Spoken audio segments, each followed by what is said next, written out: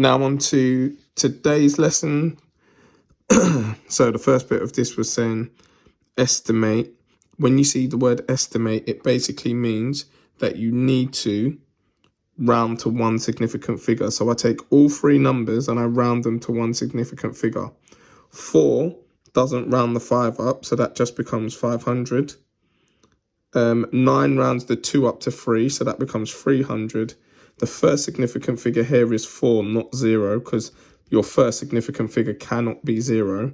So 9 rounds the 4 up to 5, so it becomes 0.5. We therefore now get a sum of 500 minus 300 divided by 0.5. That becomes 200 divided by 0.5. A little trick you might want to remember.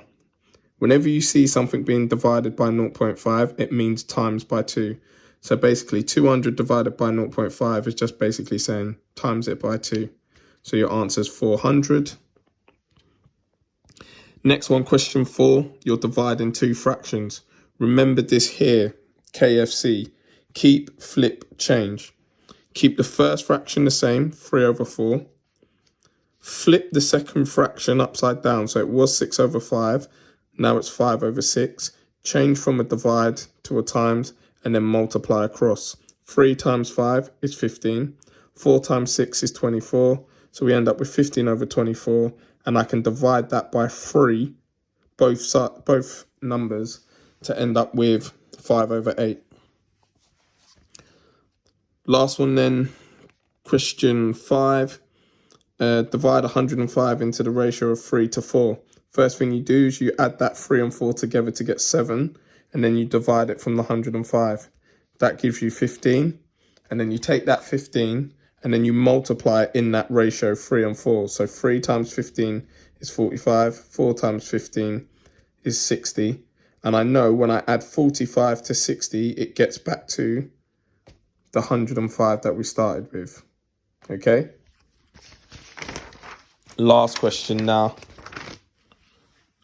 Or last two, actually.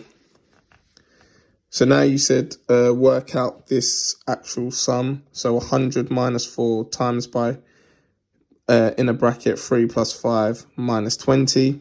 So the first thing is you work out the bracket. The bracket is 8.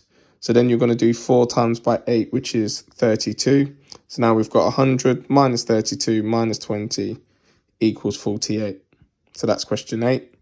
And then question 9, similar one again. Work out the bracket first. So minus 3 squared is minus 3 times minus 3. That's positive 9.